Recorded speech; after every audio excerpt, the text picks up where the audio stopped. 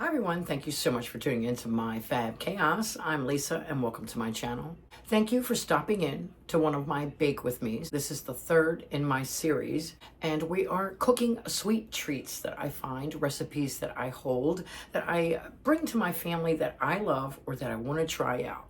And today is one of those days when I want to try out two different recipes.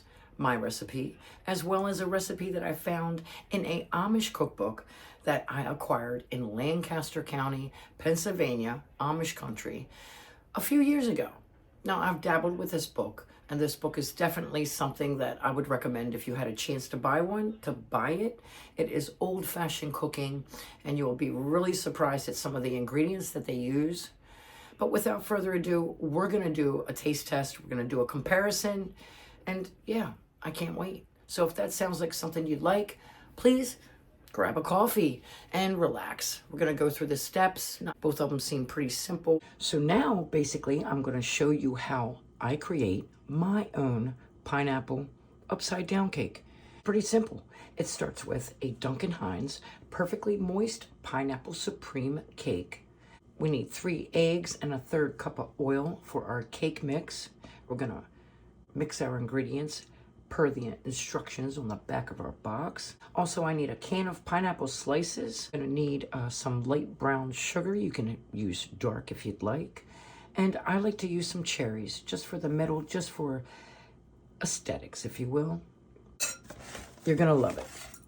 We're gonna follow our instructions on the back of our box. It says we need 1 cup of water, 3 large eggs, and a 1/2 cup of vegetable oil. We're gonna preheat our oven to 350. Got our 1/2 cup. I'm using canola oil. You can use whatever type of oil you'd like.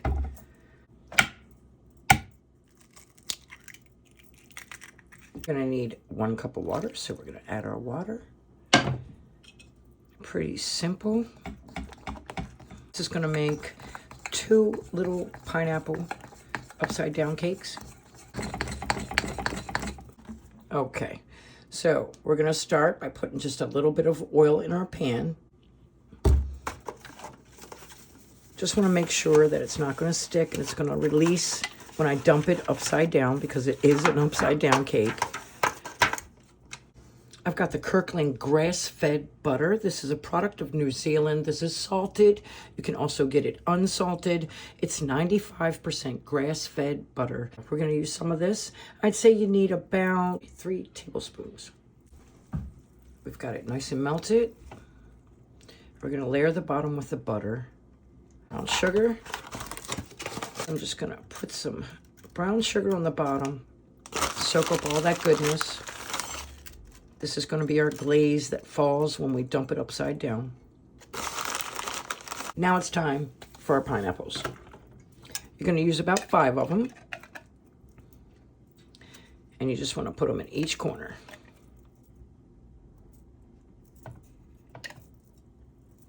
Now I got 10 slices out of 1 can, which is exactly what you need for 1 cake mix.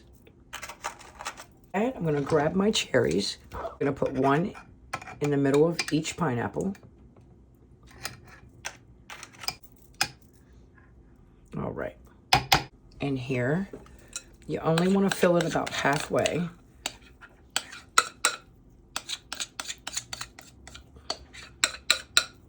Now, mind you, we've made 2 with 1 cake box.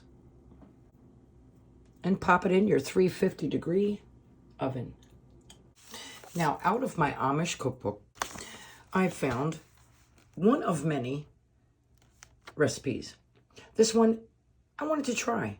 Miss Emma Hershberger, her recipe, and she lives in Dover, Delaware. I wanted to give her a shout out. Yes, let's give her a shout out for just putting her information into this book. It's compiled through many states in the United States of Amish women who have just sent in their home-cooked recipes to be put together in a book like this and sold to the public.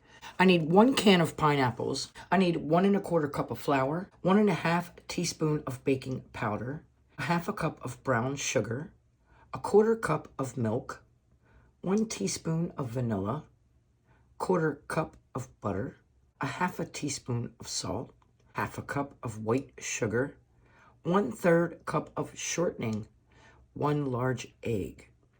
Now, when you get an Amish cookbook, it's really, it's a wonderful thing because the way the Amish women speak, even in English, it's different.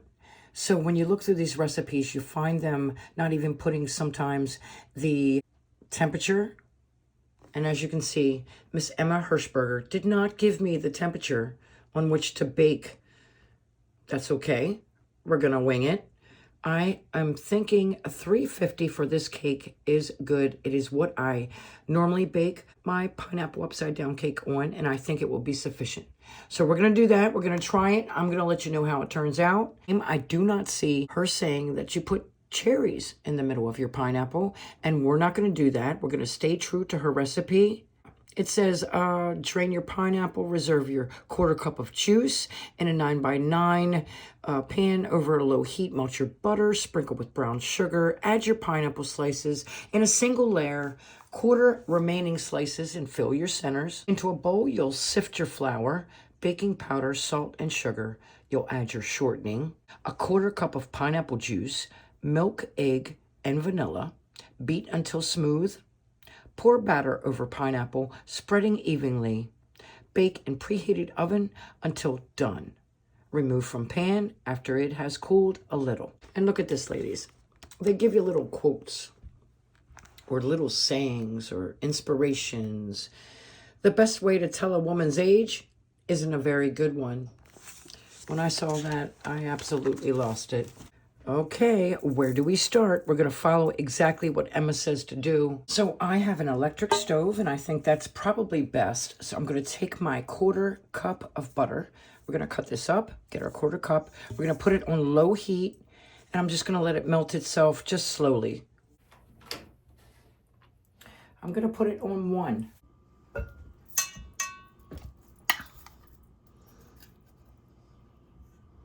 She said fill the spaces.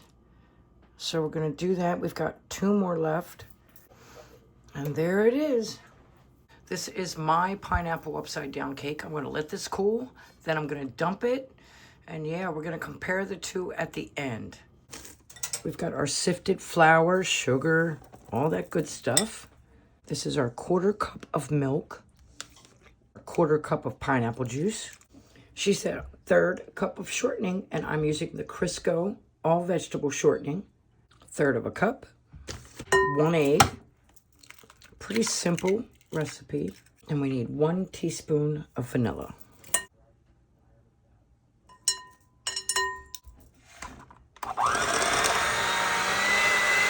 She said beat it until smooth, and I think that's smooth. She said add this to your pineapples, and you're ready to bake.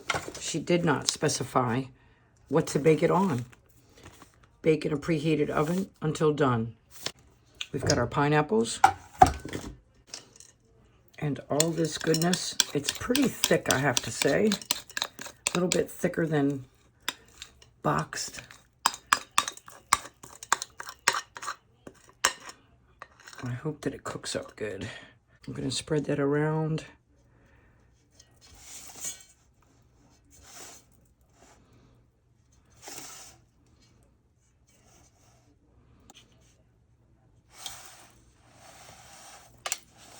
All right, that's going in the oven.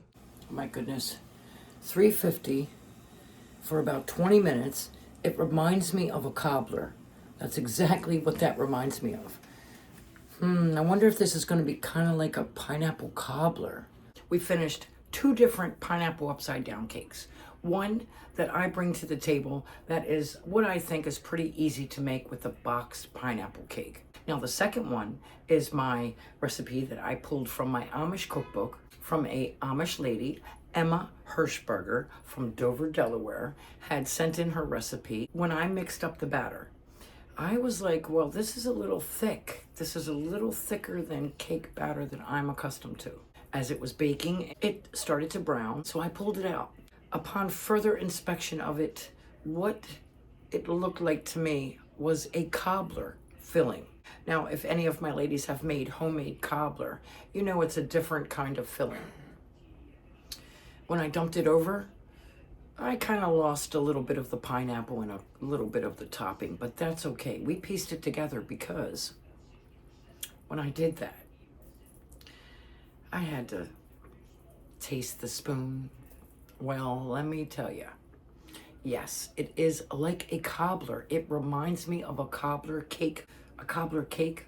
Let me show you what both of them look like. This is the first one. This is my invention. This is something that I bring to the table every Thanksgiving. You could find me bringing one of these. It's delicious. It's moist. It gets the job done if you like pineapple upside down cake. And Emma's pineapple upside down cake. She's not very pretty. She's not very pretty at all. She is still warm, and I'm going to slice into her. When you look at them together, one looks pretty sad, but let me tell you, look at this. She's thin. She's thin. You know, for aesthetic purposes, she looks nice. She's pretty generic, isn't she? I have a feeling that Emma's pineapple upside down cake is going to be delicious.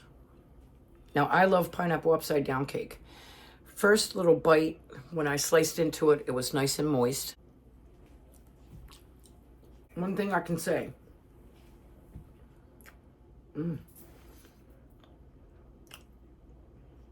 It's heavy. It's very dense from the flour. It's got a good flavor. It's not too sweet. If you like things that aren't too sweet, I would definitely recommend trying Emma's.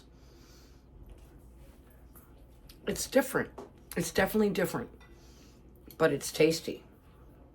I'm going to try a little bite with the pineapple.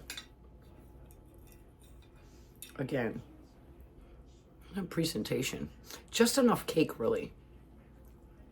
It's good. I'm going to try mine. Of course, mine's so moist. It's light.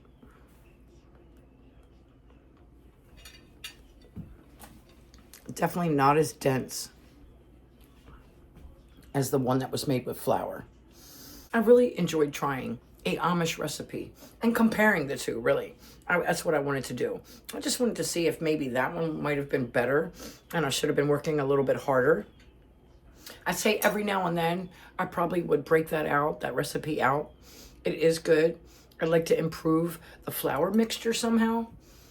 Mine is old, tested, and true, so she's going to be around forever. But yeah, I hope you enjoyed this bake with me. Thank you so much for tuning in. Thank you, everyone. I appreciate you. I hope you enjoy my Bake With Me series. I love bringing you things that I enjoy, and I love showing you how I bring them together. And yes, it's a bunch of chaos, but I'm glad that you're here enjoying my chaos. Thank you again. And to everyone, if you haven't already, please like, share, and subscribe to keep up with my fab chaos.